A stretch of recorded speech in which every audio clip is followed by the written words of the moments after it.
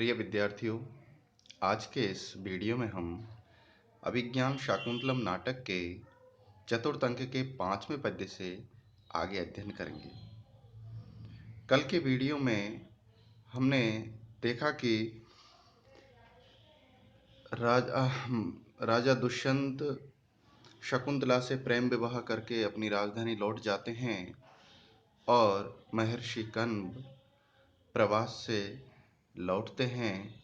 और लौटते ही उन्हें आकाशवाणी के द्वारा यह पता लगता है कि उनकी पालित पुत्री शकुंतला गर्भवती है और शकुंतला से का राजा दुष्यंत के साथ प्रेम विवाह यानी गांधर्व विवाह हो चुका है। तो वे सुबह उठते ही शकुंतला को उसके पति के घर अर्थात राजा दुष्यंत की राजधानी हस्तिनापुर भेजने की तैयारी करते हैं और इसी प्रकरण में वे अपने शिष्यों को, तपस्विनियों को शकुंतला के सौंदर्य प्रसाधन, श्रृंगार आदि की सामग्रियां लाने के लिए पुष्प चयन हेतु भेजते हैं। तब दोनों शिष्य जब पुष्प चयन हेतु वनस्पतियों के पास जाते हैं, वृक्षों के समीप जाते हैं, वन देवताओं के पास जाते हैं, तो वे क्या क्या सामग्रियां निसर्ग सुंदरी प्रकृति पुत्री शकुंतला के लिए उपहार रूप में देते हैं, इसी का वर्णन 5वें पद्य में महाकवि कालिदास के द्वारा किया गया है। क्या है, आइए देखते हैं कि क्षौमं के निज दिंदु पांडु तरुणा मांगल्यमाविष्कृतम्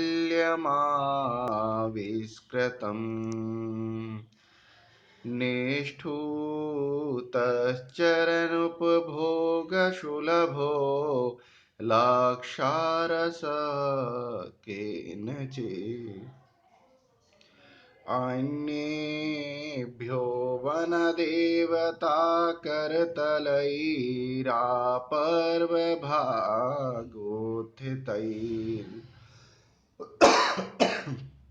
दत्तान्याभरणानि नः कुशिलयोद्भेद प्रतिद्वन्द्विभिः। यहाँ हम देखते हैं कि जब दोनों शिष्य पुष्प चयन हेतु वनस्पतियों के समीप जाते हैं तो कौन क्या क्या उनको शकुंतला के सौंदर्य प्रसाधन सामग्री में क्या क्या देते हैं, इसी का वर्णन शिष्य नारद वृद्धा तापसी गौतमी से करते हैं। क्या कहते हैं कि नह यानी हमारे लिए, केनचित यानी किसी, तरुणा वृक्ष के द्वारा, केनचित तरुणा वृक्षों के द्वारा, इंदु पांडु, इंदु यानी चंद्रमा के समान, पांडु यानी श्वेत वर्ण धवल वर्ण वाले, मांगल्यम मांगल्य वस्त्र, मंगलकारी सौभाग्य के सूचक, क्षौमम यानी रेशमी वस्त्र, आविष्कृतम प्रकट किए अर्थात हमें दिए, और केनचित किसी वृक्ष के द्वारा, चरण उपभोग सुलभ, चरण उपभोग चरणों के में लगाए जाने वाला, चरण उपभोग शलभ चरणों में लगाया जाने वाला, अर्थात चरणों में मंगलकारी लगाया जाने वाला जो लाक्षारस, जो महावर है, वो निष्ठुता निचोड़ा अर्थात हमें दिया, और अन्येभ्य दूसरों के द्वारा, किशलयोद्भेद प्रतिद्वंद्वी भी, किशलय यानी नवीन पल्लवों से प्रस्फुटित और प्रतिद्वंद्वी भी, उनके साथ मानो प्रतिस्पर्धा करने वाले आपर्व भाग उत्थितई, केवल कहोनी तक, कलाई तक जो उठे हुए हैं आगे, ऐसे वन देवता करतली, वन देवताओं यानी वनस्पतियों, वन देवियों की हथेलियों के द्वारा आभरणानी, तरह तरह के आभूषण, दत्तानी दिए गए, दत्तानी दिए गए। अर्थात हमें किसी वृक्ष के द्वारा तो चंद्रमा के समान श्वेत वर्ण, धवल वर्ण, मंगलकारी रेशमी वस्त्र आविष्कृतम प्रकट किए दिए, किसी वृक्ष के द्वारा हमें चरणों में लगाए जाने वाला, पैरों में लगाए जाने वाला मनोहर महावर निष्ठुता निचोड़ करके दिया गया, और अन्य देवताओं के द्वारा किशलयोद्भोद प्रतिबंध भी नूतन पल्लवों से मानो प्रतिस्पर्धा करते हुए आपर्व भाग उत्थितई, कलाई मात्र तक जो बाहर निकले हुए हैं, उठे हुए थे, ऐसे वन देवता करतली, वन देवियों के हथेलियों के द्वारा, हाथों के द्वारा आभरणानि दत्तानी, तरह तरह के आभूषण शकुंतला के लिए दिए हैं।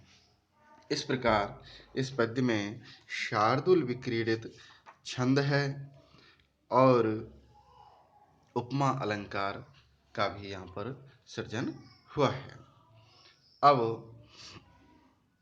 अगले पद्य में हम देखते हैं कि महर्षि कण्व वृक्ष वनस्पतियों से शकुंतला के प्रस्थान हेतु आज्ञा चाहते हैं, और ऐसी स्थिति में उनकी एक, जिसकी पुत्री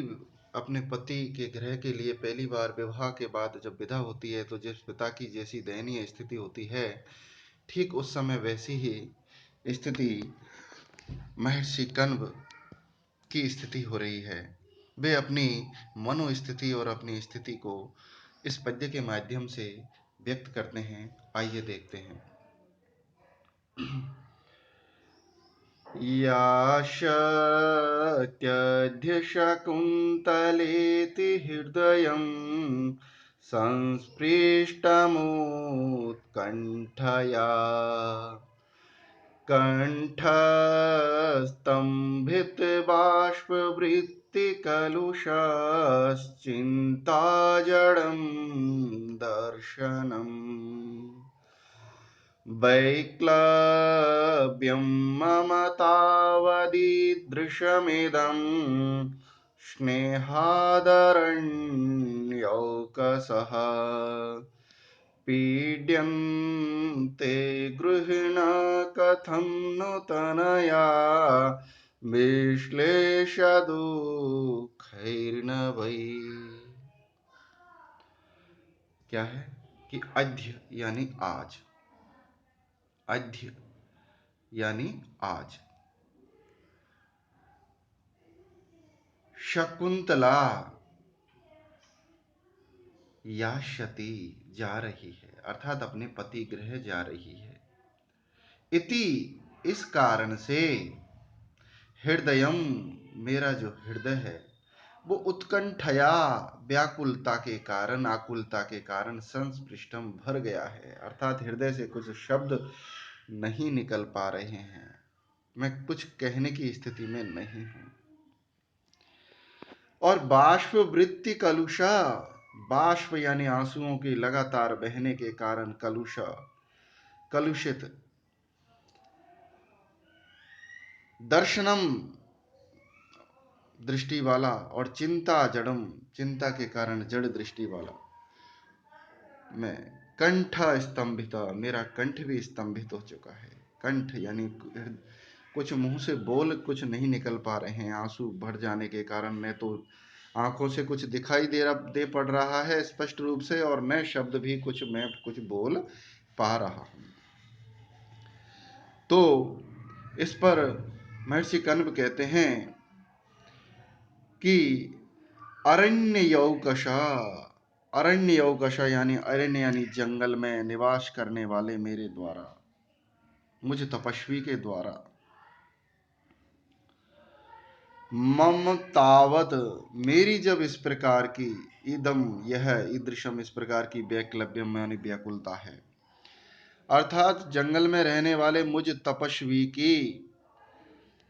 इस प्रकार की जब ये व्याकुलता है, तो तनिया विश्लेष दुखई, नवही, नवही यानी नवीन, प्रथम बार जब कन्या, पहली बार जब पति के गृह विदा होती है, उससे तन्या, तनया विश्लेष दुखी, तनया यानी पुत्री के विश्लेष यानी वियोग से उत्पन्न दुखई, दुख के द्वारा, ग्रहिणा ग्रस्थी लोग जो उसको जन्म देते हैं, अपनी पुत्री को पालते पोसते हैं, बड़ा करते हैं, और जिनकी पुत्री जब उनसे विलग होती है, ऐसे ग्रहिणा यानी ग्रस्थी लोग, कथम नु पीड्यन्ते, अरे क्यों नहीं दुखी होते होंगे, अर्थात वो तो, उनके लिए दुख तो उस पहाड़ के समान होता होगा जो सहन करने योग्य नहीं होता। अरे मैं तो जंगल में रहने वाला तपस्वी हूँ, राग विराग से मुक्त हूँ, मोह माया से मुक्त हूँ, मैंने तो सिर्फ शकुंतला को पाला है, लेकिन जब मेरी ही ऐसी स्थिति है कि शब्द मुंह से कुछ निकल नहीं पा रहे हैं, हृदय उत्कंठा से भर गया है, दृष्टि कलुषित हो चुकी है, तो फिर वे गृहस्थी लोग जो गृहस्थ जीवन में डूबे हुए होते हैं, राग विराग में लिप्त होते हैं, मोह माया से पीड़ित रहते हैं, और जब वो पहली बार अपनी पुत्री को पति के गृह के लिए विदा करते होंगे तो उनकी क्या दशा रहती होगी, यह शोचनीय है, चिंताजनक है। तो इस प्रकार महर्षि कण्व यहाँ पर एक आम गृहस्थी की दशा का यहाँ पर वर्णन कर रहे हैं, इसलिए यहाँ पर समुच्चय अलंकार है, और गृहस्थ जीवन के गृहस्थियों की पीड़ा को अपने से ज़्यादा बताया है, इसलिए यहाँ पर व्यतिरेक अलंकार भी है, और शार्दूल विक्रीडितम नामक छंद है। आइए, जब शकुंतला से मिलने के लिए महर्षि कण्व आते हैं, उनको गले लगाते हैं, तो शकुंतला उनको प्रणाम करती है, और उस समय महर्षि कण्व अपनी पुत्री के लिए जो आशीर्वाद देते हैं, उसी का वर्णन इस 7वें पद्य में किया गया है। क्या किया गया है, आइए देखते हैं कि यया तेरिव शर्मिष्ठा भर्तुर्बहुमता भव, सुतं त्वमपि सम्राजं सेवपुरुमवाप्नुहि, कि वत्से पुत्री शर्मिष्ठा ययाते इव, जिस प्रकार शर्मिष्ठा ययाति के लिए थी, उसी भांति भर्तु यानी आप अपने पति के लिए बहुमता भव, बहुमाननीय होना, अर्थात आपके पति आपका पूरा सम्मान करें, आपको प्रिय, आपके प्रिय रहें, और सा, जिस प्रकार वह शर्मिष्ठा पुरुमिव, पुरु को भांति, जिस प्रकार शर्मिष्ठा ने पुरु चक्रवर्ती पुत्र पुरु को प्राप्त किया, वैसे तुम भी सम्राजम यानी सम्राट, चक्रवर्ती, सुतम यानी पुत्र को वापनु ही प्राप्त करोगे, ऐसा आशीर्वाद, ऐसी शुभकामनाएं महर्षि कण्व अपनी पुत्री शकुंतला के लिए देते हैं। तो इस पद्य में जो परिजनों के द्वारा, बड़े बूढ़ों के द्वारा अपनी पुत्री के लिए जो आशीर्वाद दिया जाता है, उसका यहाँ पर वर्णन है। इसमें महर्षि कण्व ने अपनी पुत्री को आशीर्वाद दिया है। यहाँ पर ययाते रेव शर्मिष्ठा आदि शब्दों के द्वारा यहाँ पर उपमा अलंकार का प्रयोग किया है, और श्लोक नामक छंद है। अब महर्षि कण्व अपनी पुत्री से कहते हैं कि हे पुत्री, आओ, अभी अभी अग्नि जिसमें प्रज्वलित की है, हवन आदि कार्य किया है, ऐसी यज्ञ वेदी की आप परिक्रमा कीजिए, और ताकि आप सौभाग्यवती हो, आप पवित्र हों, आपके पाप क्षीण हो जाएं। जब शकुंतला और बाकी सभी यज्ञ वेदी की परिक्रमा करते हैं, उस समय महर्षि काश्यप अर्थात ऋषि कण्व ऋग्वेद के छंद त्रिष्टुप के द्वारा आशीर्वाद देते हुए मंत्र पढ़ते हैं। इसी का वर्णन इस 8वें पद्य में है कि अमीं वेदीं परितः कृलिप्तधिष्णयः समिद्वन्तः प्रान्तसंस्तीर्ण दर्वः अपघ्नन्तो दुरितं हव्यगन्धैर्वै एतांस्त्वान् वर्णया पावयन्तु। अव्यगन्धैर्वैतानास्त्वां वह्नयः पावयन्तु। अमी यानी ये, समिधवन्तः, समिधवन्तः यानी समिधाओं से युक्त, वेदीम परितः इस वेदी के चारों ओर, कृलिप्त अधिष्णया प्रतिष्ठित स्थित व्यवस्थित की गई, प्रांत संस्तीर्ण दरवाहा यज्ञ वेदी के किनारों पर तटों पर संस्तीर्ण बिछाई गई दरवाहा यानी कुशाओं से युक्त, वैतानहा, वैताना यानी यज्ञ की, वन्नय यानी अग्नियां, हव्यगंधही अभी आहूत की गई हवि की गंध से, तरह तरह के अन्न आदि के हवि जिसमें हवन की गई सामग्री की गंध से, दुरितम यानी पाप को, अवगनंता, अवगनंता यानी दूर करते हुए, त्वाम यानी तुमको, पावयंतु पवित्र करें, अर्थात हे यज्ञ की अग्नियां, हे पवित्र अग्नि हो, मेरी बेटी के जीवन के जितने भी जाने अनजाने के जो पाप हैं उनको पवित्र करते हुए आप इन्हें उन पापों से मुक्त करते हुए इन्हें पवित्र करें, इनके जीवन को मंगल में बनाएं। ऐसा मांगलिक उच्चारण करते हुए महर्षि कण्व और शकुंतला सहित सभी यज्ञ वेदी की परिक्रमा करते हैं। तो इस प्रकार इस पद्य में वैदिक त्रिष्टुप छंद का प्रयोग हुआ है और यज्ञ वेदी की पवित्रता और प्रतिष्ठा को स्थापित किया है कि यज्ञ वेदी से प्रज्वलित अग्नि प्राणियों के समस्त पाप संतापों से मुक्ति दिलाने वाली होती है। अब महर्षि कण्व अपने शिष्य शारंगरव और शारद्वत को बुलाते हैं और कहते हैं कि आप अपनी बहिन शकुंतला को मार्ग बताएं और इसे अर्थात अपने पति गृह अर्थात शकुंतला को उसके पति दुष्यंत की राजधानी हस्तिनापुर की ओर लेकर चलें। तब महर्षि कण्व पास में स्थित तपोवन के वृक्षों को संबोधित करते हुए कहते हैं, क्या कहते हैं कि भो भो सन्नितः तपोवन तरवः, भो भो अरे अरे, सन्नितः समीप में स्थित तपोवन के वृक्षों। क्या कहते हैं, देखिए बहुत ही आनंददायक करुणा में पद्य है, प्रकृति का मानवीकरण करता हुआ ये उद्बोधन है। क्या है कि पातुं नः प्रथमं व्यवस्यति जलं योष्मासु पीतेषु या नादत्ते प्रियमण्डनापि भवतां स्नेहेन या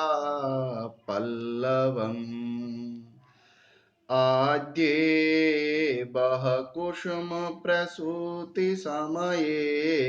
यस्याभवत्युत्सवः सेयं याति शकुन्तला पतिगृहं सर्वैरनुज्ञायताम्।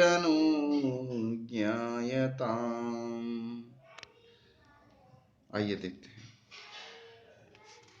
कि या यानी जो शकुंतला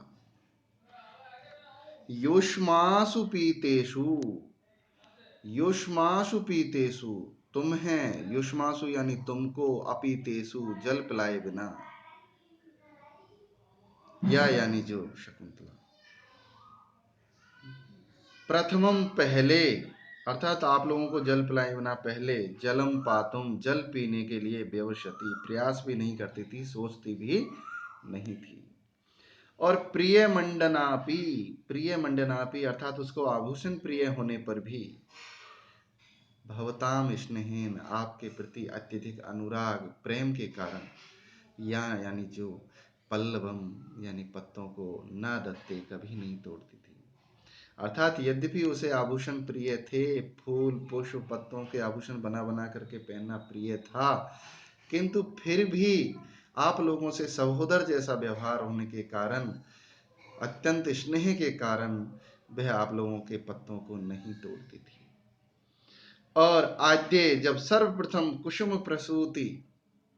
समय, जब आप लोगों के प्रथम बार पुष्प निकलते थे, पुष्प पेड़ों पर आते थे, तो यस्या उसके लिए उत्सव भवति उत्सव हुआ करता था।